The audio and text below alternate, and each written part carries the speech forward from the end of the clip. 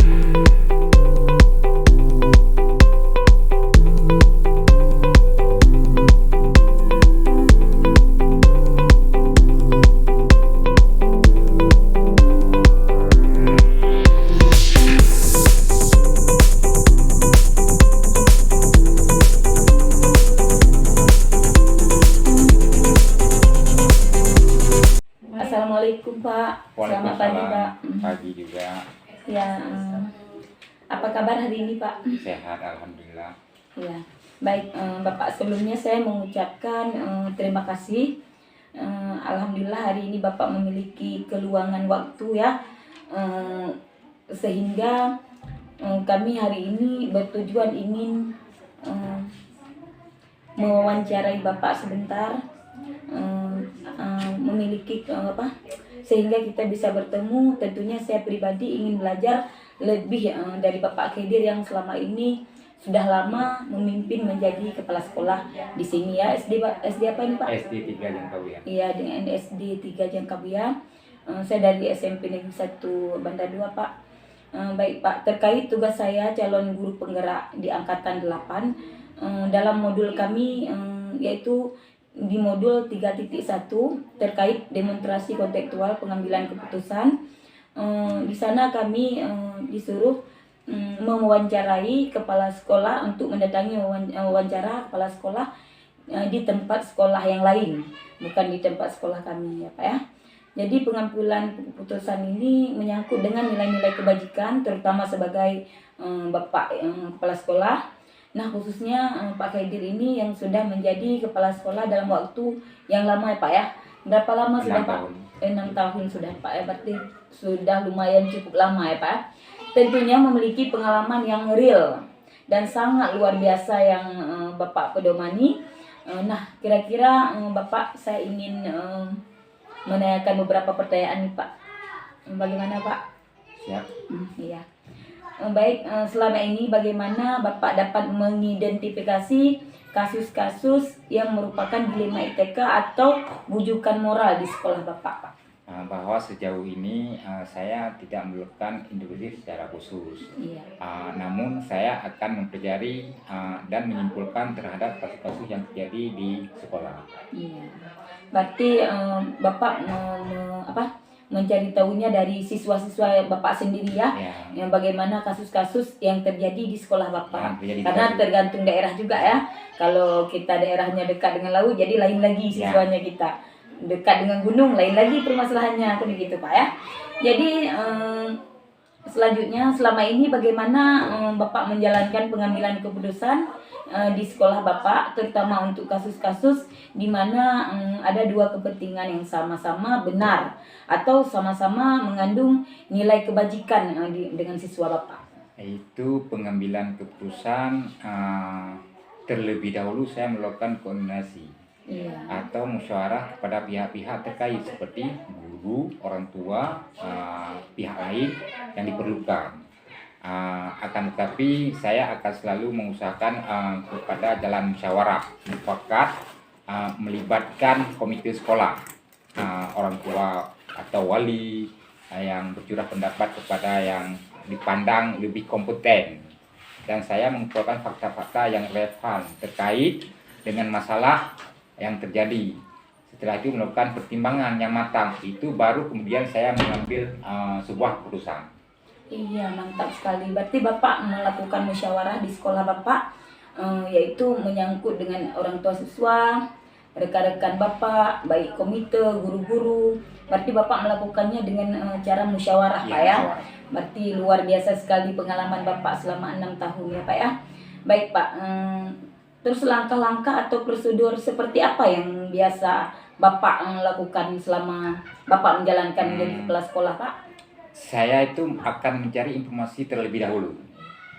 Nah, saya akan datang ke lapangan langsung untuk mewawancari dari berbagai pihak. Lalu setelah itu saya menganalisis untuk diambil sebuah keputusan yang terbaik. Iya, berarti Bapak setelah menanyakan apa permasalahannya, terus Bapak menelaah ya, bagaimana Bapak mengambil keputusan dilema ITK tersebut ya Pak ya. Iya, terima kasih sekali Bapak. Terus hal-hal apa saja yang selama ini Bapak anggap efektif dalam pengambilan keputusan pada kasus-kasus dilema etika di dalam sekolah Bapak?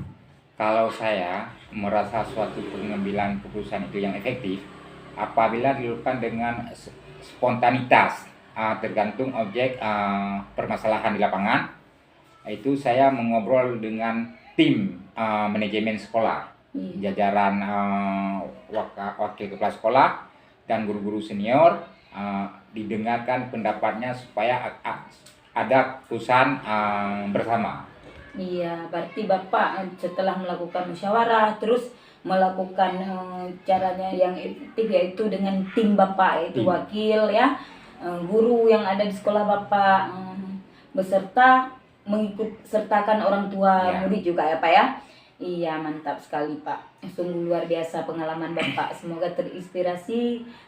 Saya sebagai calon guru penggerak ini baru memulainya ya, baru sedang dalam pelatihan Pak. Baik Bapak, apakah Bapak memiliki sebuah tata kala atau jadwal tertentu dalam sebuah penyelesaian kasus dilema ITK? Apakah Bapak langsung menyelesaikan di tempat atau memiliki sebuah jadwal untuk menyelesaikannya? Untuk bentuk atau prosedur seperti apa yang Bapak jalankan di saat permasalahan tersebut, dilema ITK tersebut itu? Kalau mengenai jadwal, kalau jadwal itu saya tidak ada jadwal yang tertentu, tapi pokoknya harus bisa diselesaikan dengan baik dan sebisa mungkin diselesaikan tidak terlalu lama. Jadi harus cepat, jangan menunda-nunda menangani sebuah kasus. Iya, berarti Bapak waktu ada masalah Bapak menjalankannya di hari itu juga. Bapak tuntaskan, tidak supaya tidak dilema etika tersebut tertunda-tunda gitu Pak ya. Jangan tertunda terlalu lama. Iya, jangan tertunda terlalu lama. Jadi hari itu juga bisa terselesaikan dengan sempurna ya Pak ya. Iya, bagus sekali ya Pak ya, sungguh luar biasa. Memang dilema etika ini tidak boleh berlarut Pak ya, diselesaikan dengan hari yang sama. Iya Pak. Terima kasih sekali atas jawaban Bapak. Selanjutnya Pak, adakah seseorang atau faktor-faktor apa yang selama ini mempermudah atau membantu Bapak dalam pengambilan keputusan dalam kasus-kasus dilema etika di dalam sekolah Bapak ini? Kalau faktor-faktor yang memudahkan saya itu berasal dari adanya dukungan jajaran wakil kepala sekolah dan guru-guru yang dari sekolah. Itulah untuk memudahkan saya, itu dukungan daripada wakil kepala sekolah dan guru-guru. Iya, berarti menyelesaikan sebuah kasus atau masalah. Iya, berarti Bapak mengambil keputusan itu dengan men-sharing ya, musyawarah dengan guru-guru Bapak, wakil, baik pokoknya anggota yang ada di sekolah Bapak. Iya, mantap sekali Pak. Bapak memang sungguh luar biasa ya, pengalaman Bapak yang sudah Bapak ampuh selama 6 tahun. Saya sangat terinspirasi, semoga kami ini dapat berjalan dengan baik Pak. Terus ada pertanyaan nih Pak, satu lagi. Dari semua hal yang telah disampaikan, pembelajaran apa yang dapat Bapak petik dari pengalaman Bapak untuk mengambil keputusan dilema etika tersebut? Itu saya belajar dari pengalaman. Iya. Jadi sehingga jangan sampai suatu kejadian yang terjadi kembali. Kita boleh selesaikan mengambil teori, namun kita tidak bisa pukul rata suatu kejadian. Kalau teori kan berbeda dengan praktik di lapangan. Iya, iya. Jadi kita belajar dari pengalaman. Iya. Berarti Bapak belajarnya dari pengalaman yang ada di sekolah Bapak. Karena menurut kita bilang tadi, karena kalau kita sekolahnya dekat laut ya, pengalaman kita berbeda ya Pak ya. Karena muridnya beda karakter. Terus kalau dekat dengan gunung juga berbeda karakter. Bapak di sini dekat dengan laut. Jadi karakter siswanya ya berbeda juga ya Pak ya. Suaranya agak terlalu keras ya kan? Iya, berarti iya. Memang benar sekali Pak. Bapak melakukan tindakan yang sangat luar biasa, yaitu Bapak memetik dari pengalaman Bapak sendiri, yaitu dengan jangan mengulang kembali apa yang telah terjadi ya Pak ya, dilema etika tersebut. Jadi sebuah pelajaran. Iya, jadi sebuah pelajaran untuk diri kita ya. Terima kasih Pak atas waktunya Bapak Khaidir. saya sangat terinspirasi dengan Bapak ini karena Bapak sudah lama menjadi kepala sekolah, yaitu selama 6 tahun Pak ya. 6 tahun bukan waktu yang singkat loh Pak. Sungguh Satu luar biasa. periode. Iya, satu periode loh Pak Satu ya. periode. Kalau di kabupaten kita itu satu periode yang naik jabatan Pak, ya kan? Ya, terima kasih sekali Pak untuk waktunya hari ini. Baik Pak, terima kasih atas waktu yang Bapak luangkan. Untuk hari ini sekian untuk wawancara kita. Terima kasih Bapak Khaidir. Assalamualaikum warahmatullahi wabarakatuh. Waalaikumsalam warahmatullahi wabarakatuh.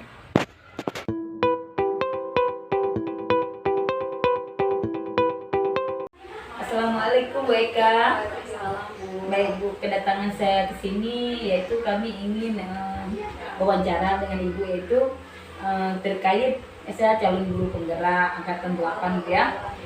Jadi modul 3.1 ini di demonstrasi kontekstual kami harus mewawancarai kepala sekolah di sekolah yang lain gitu. Jadi saya mendatangi Ibu yaitu di SD apa ini Bu? SD 8 Bandar 2. Iya, di SD Negeri 8 Bandar 2 ya. Iya, bahwa di sana kami disuruh wawancari dalam mengambil keputusan berbasis nilai-nilai kebajikan nantinya, terutama sebagai ibu yang ibu embankan sebagai kepala sekolah gitu ya. Nah, khususnya ibu ini yang sudah menjadi kepala sekolah selama berapa tahun Bu? Terima kasih Bu Ella. Saya menjadi kepala sekolah itu kurang lebih mau 2 tahun. 2 tahun Jadi ya. ini sekolah yang kedua. Oh iya Bu, berarti ini sekolah yang yang kedua yang ibu embankan juga sebagai kepala sekolah ya Bu ya. Jadi saya datang kemari, saya ingin mewawancarai pengalaman ibu yang real ya, yang ibu dapatkan di sekolah ibu gitu, baik di sekolah yang lama maupun di sekolah yang ibu embankan sekarang gitu ya. Baik Bu, ini kita lanjut ke pertanyaan yang pertama.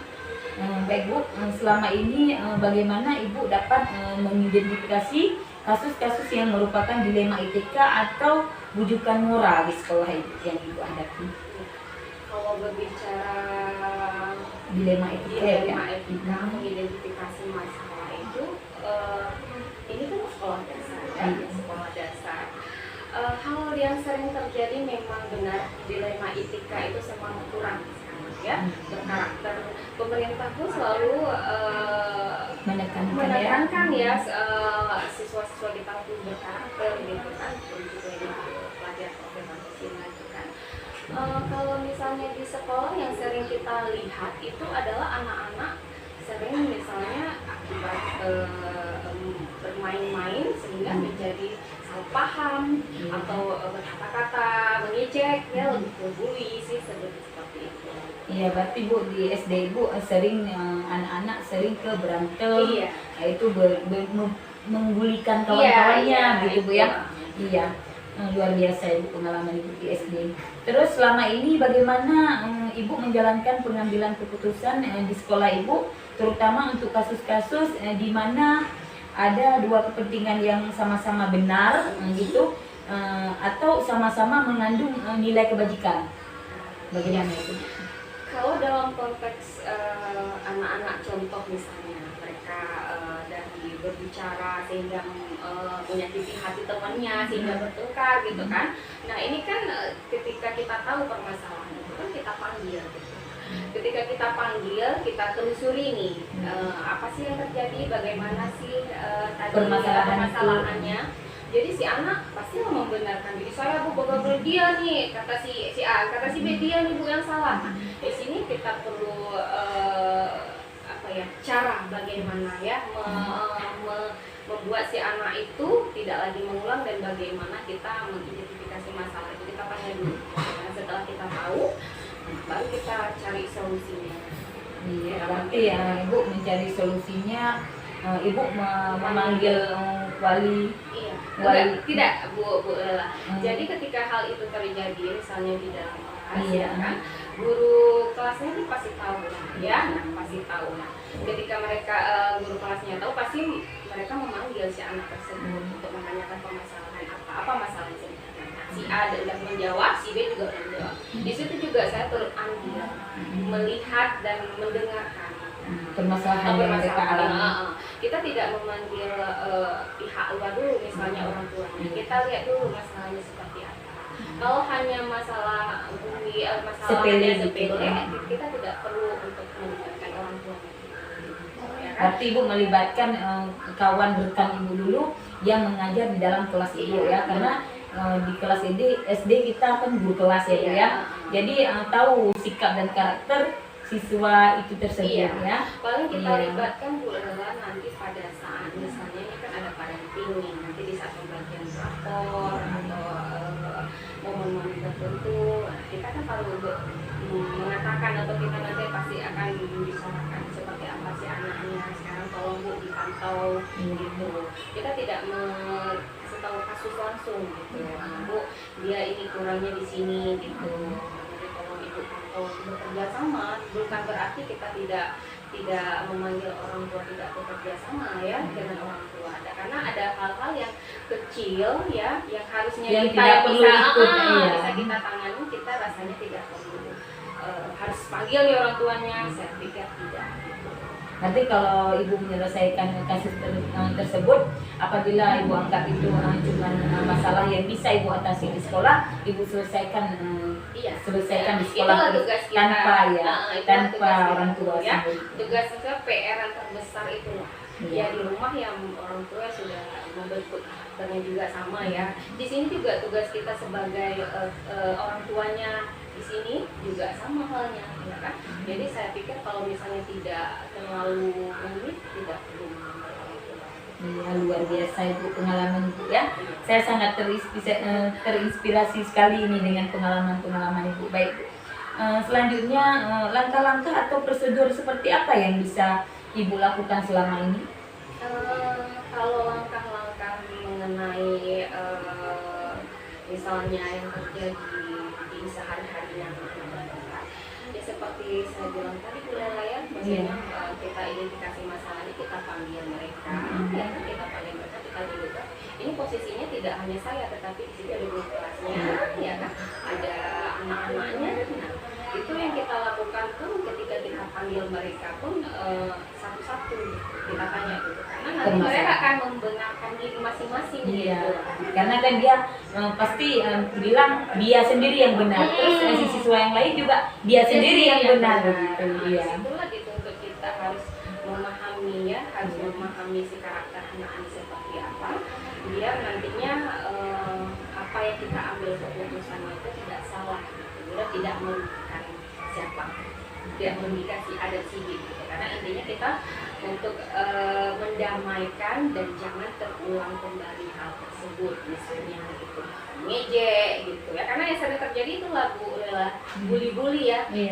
Udah bilang bawa nama ayah, nama mama gitu kan, itu yang sering terjadi kalau di SD gitu. Kalau misalnya bertengkar yang untuk main fisik itu jarang gitu ya, paling nolak yang nggak tidak yang fatal gitu.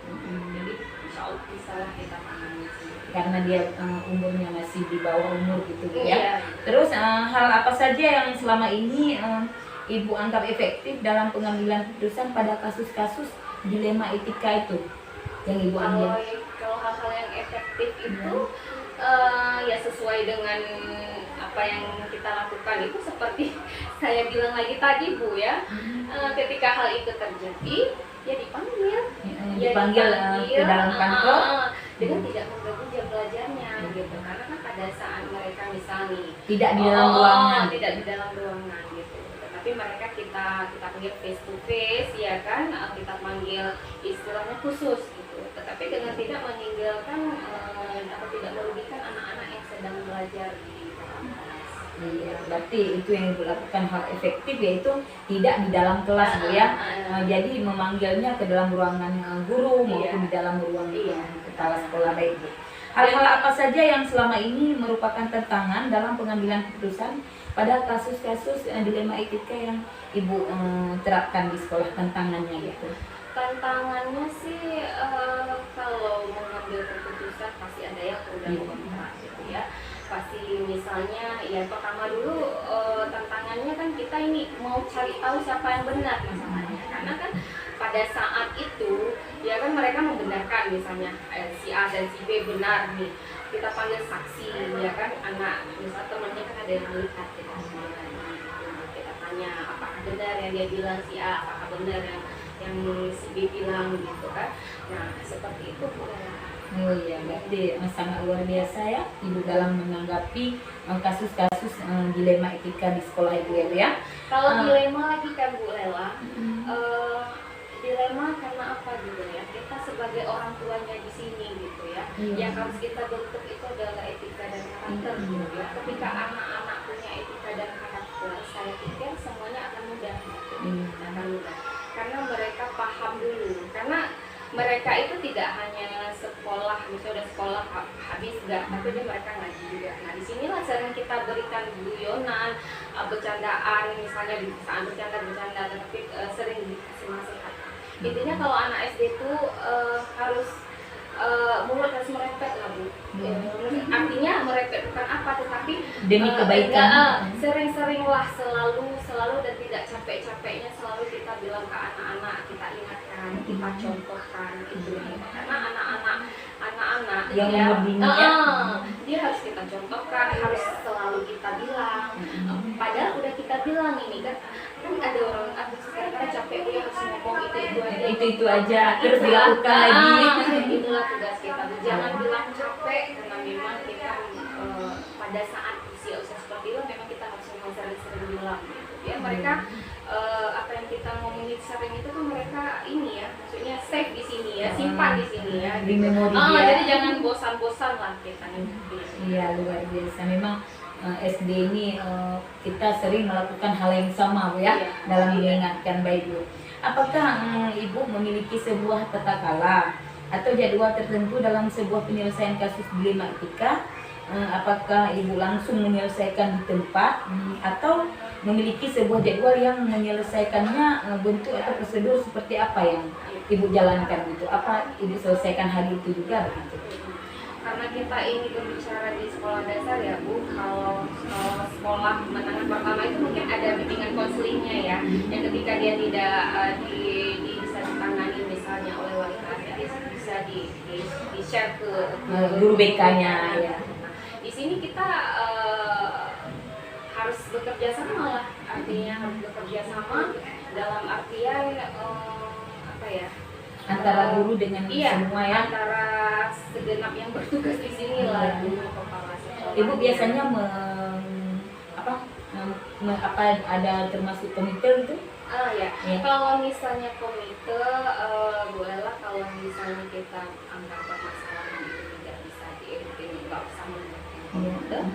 Kalau saya pikir bukan dalam artinya melibatkan begini ya, bolehlah, maksudnya dalam hal itu mungkin kita tidak perlu untuk memanggil komite, tetapi kita tetap sharing sama komite hal-hal apa yang terjadi di sekolah, bagaimana kelanjutannya, apa permasalahan kita kasih tahu. Tetapi pada saat itu misalnya ini ada waktu khusus, tidak pada saat mereka misalnya ini terjadi ya, kalau kami langsung memanggil. Jadi waktu khususnya itu memanggil tanpa mengurangi atau tanpa mengganggu jam pelajaran. Nah ketika misalnya ini ditelusuri atau dipelajari ini masalahnya besar ya, harus dipanggil orang tuanya, kita juga ada waktu khususnya, dalam artian waktu khusus bukan hari itu juga, tetapi mungkin kita kasih undangan dulu atau gurunya langsung yang mengenai wali muridnya, Bu, kalau bisa besok ke sekolah, karena kita di sini kan juga harus memahami ya kondisi wali murid kan jadi istilahnya jangan ada dirugikan, tetapi masalah juga harus diselesaikan. Iya luar biasa sekali Bu Eka. Berarti Ibu di saat itu memakai komite, maksudnya menyuruh komite ke dalam permasalahan apabila permasalahan ini diperlukan ya. Kalau tidak Ibu selesaikan dengan sekolah ya. Iya mantap sekali Bu ya pengalaman Ibu. Baik Bu, adakah seseorang atau faktor-faktor yang selama ini mempermudah ya atau membantu Ibu dalam pengambilan keputusan Ibu tadi yang membantu Ibu dalam kasus-kasus dilema etika itu? Yang membantu, alhamdulillah Bu, selalu kalau saya membantu itu jelas saya ya, karena kontribusi kita ke anak kondisinya ini kalau tidak ada kerjasama keluarga kepala sekolahnya juga akan merasa berat ya, akan merasa nanti apa-apa tidak dikonsultasi, tidak sharing, keputusannya juga saya rasa pasti orangnya akan juga keberatan ya kan. Jadi hal-hal yang membantu ya pastinya guru-guru saya di sini gitu, komite bahkan lingkungan masyarakat di sini, bahkan kadang-kadang dari pihak ibu kantinnya kan orang di sini juga ya, mereka juga memantau bagaimana nanti dia melapor lagi ke saya, bisa sharing kami lagi, itu sangat membantu. Intinya segala urusan masalah guru, segala apa ya, stakeholder sangat membantu kami di sini. Walaupun ada pro kontra ya Bu, ya yang namanya mengambil kebijakan itu kan kita nggak boleh egois ya, nggak boleh mementingkan inginnya kita, ya, tetapi pasti kita mendengarkan aspirasi dari mereka, guru kita sharing, oh ini seperti keputusannya yang ini kita ambil, sehingga keputusan yang kita ambil pun akan merasa nyaman semua. Ya, luar biasa, berarti Ibu tidak menerapkan dengan siswa saja ya, iya, dengan guru-guru dan rekan-rekan yang bawahan Ibu kan, rekan-rekan guru, berarti Ibu saling musyawarah ya, apapun ceritanya, baik dengan permasalahan dengan siswa maupun antar guru gitu Bu ya. Iya, terima kasih sekali Bu. Ini ada pertanyaan satu lagi Bu ya. Dari semua hal yang telah Ibu sampaikan, saya sangat terinspirasi ya, karena luar biasa sekali pengalaman Ibu, biarpun Ibu hanya baru ya, baru beberapa tahun, tapi insya Allah dengan pengalaman yang saya dengarkan, kayaknya Ibu sudah lama begitu jadi kepala sekolah, padahal baru ya, tapi pengalaman Ibu luar biasa. Walaupun misalnya baru 2 tahun, mau hampir 2 tahun ya kan, kalau berbicara pengalaman kurang memang, mungkin kan karena waktu itulah yang mengajarkan kita ya, pengalaman seiring berjalannya waktu, ada masalah-masalah itulah yang mendewasakan kita gitu kan.